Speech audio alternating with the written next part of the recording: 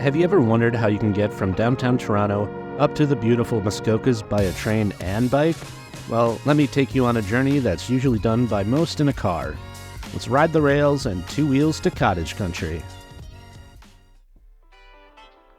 So it's a little rainy here in downtown Toronto, but we're heading to St. Lawrence Market and then Union Station to head to Barrie.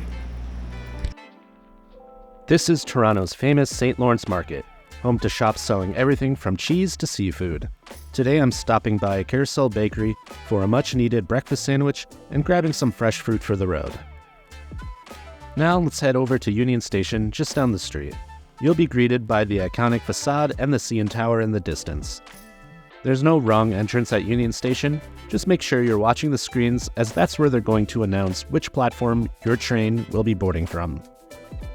After breakfast, it was time to board, but before we depart, let's show you how this train works. GO Transit's unique rolling stock features a cab car. This allows the engineers to control the train in a safe manner from either the front or the rear. It's also really hard to turn trains around. So how do you do this trip? Well, look up the schedule and get yourself a $10 weekend pass, or tap your Presto card at the station. Okay, so after about an hour and 45 minutes, we're just about to pull into Allendale GO Station. So let's get to it. Let's get to Gravenhurst.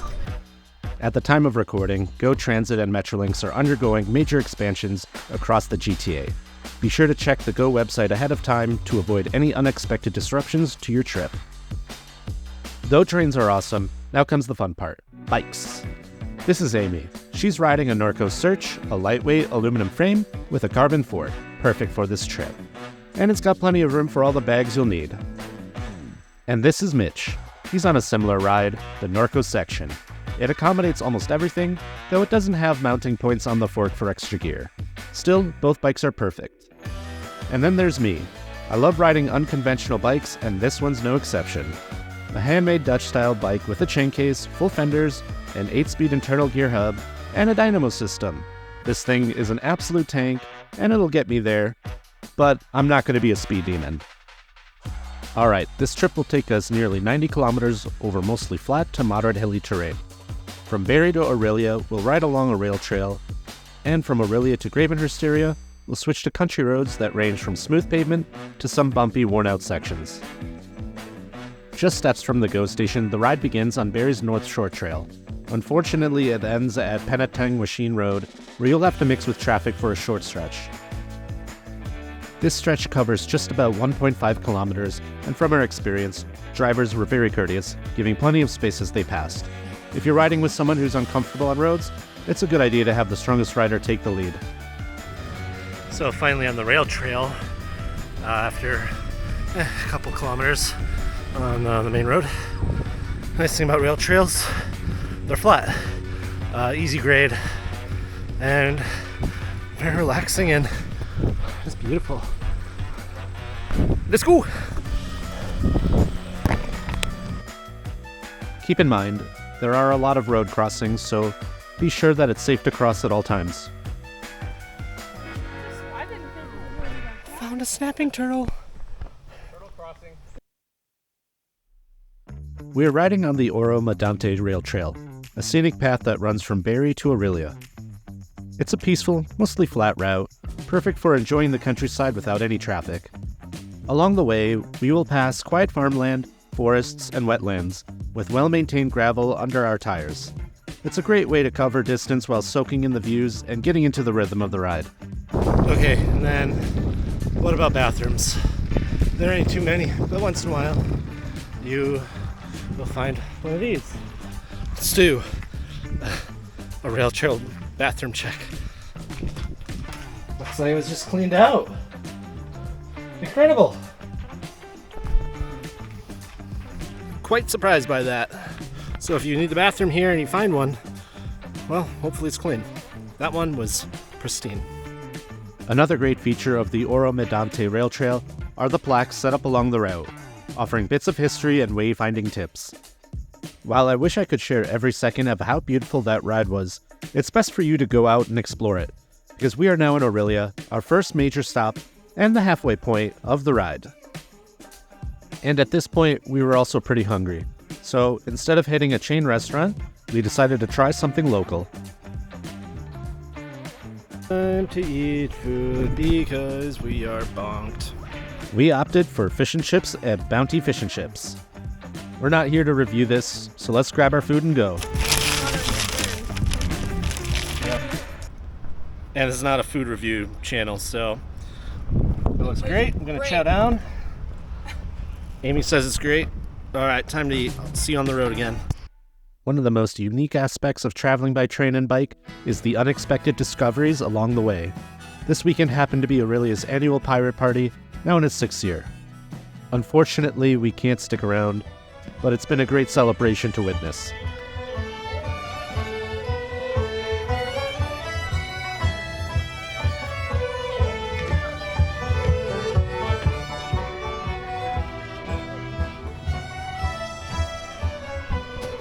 We were at a pirate-themed festival in Aurelia.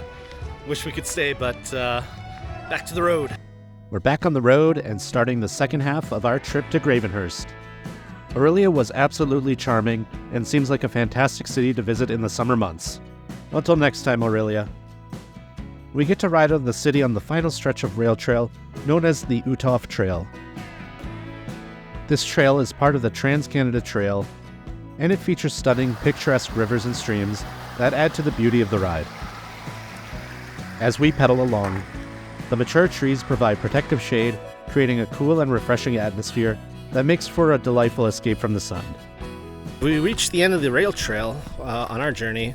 Depending on where you go, you might not have to go any further, but you're not coming to the cottage I'm going to. But here it is. We are going to hit the roads for another 40K until we get to the cottage. Okay, let's go. The first half of the trip was remarkably smooth and calm, but we are now greeted by open roads, harsh sun, and fast cars.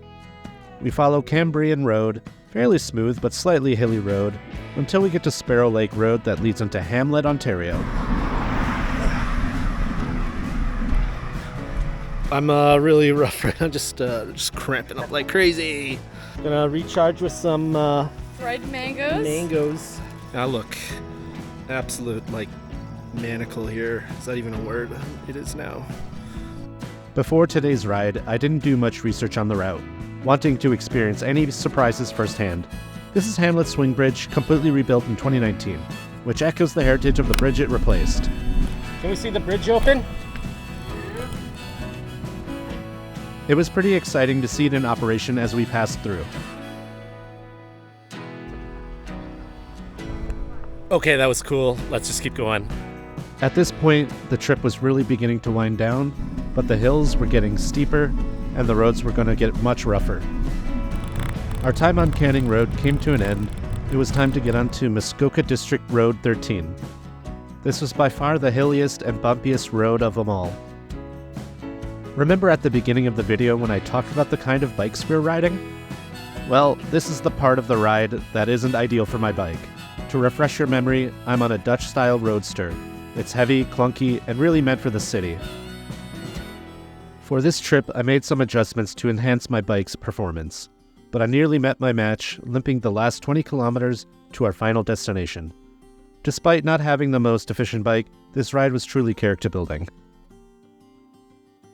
My right leg just severely cramped up, and I'm only 950 meters away.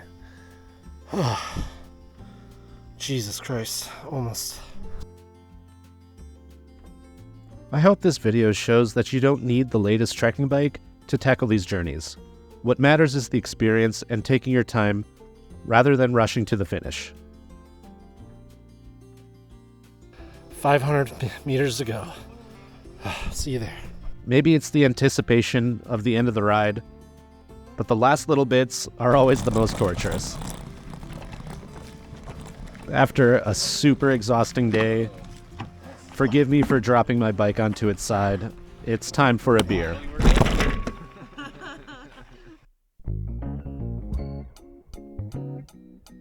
So we arrived at the end of the video and the start of an ultra-relaxing weekend. I hope this video demonstrates that, despite the challenges of transit connectivity, getting around by train and bike is very achievable here in Ontario with some schedule learning and route planning. Thank you so much for watching, and if you enjoyed this video, please consider giving it a thumbs up and subscribing for more content like this. Now it's time for me to kick back, hang out with my friends, and relax in Canada's cottage country. See you on the next adventure.